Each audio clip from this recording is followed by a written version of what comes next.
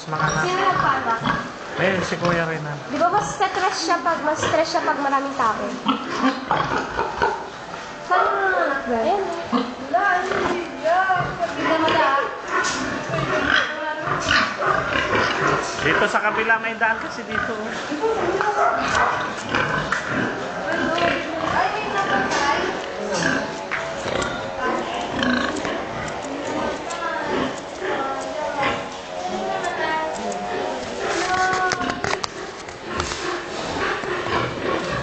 Ano yung tinatanggal? Ala, yung method. Ay, hindi silang pag-deliver. Wait pala. Ewan ko. Ano na? Kaya ko pala, alis pa na ako mga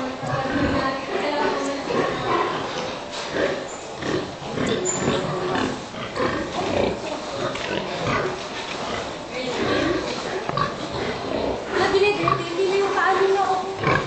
Pwede mo ulit ang kaano siya. Doon? Yan o, sa butas.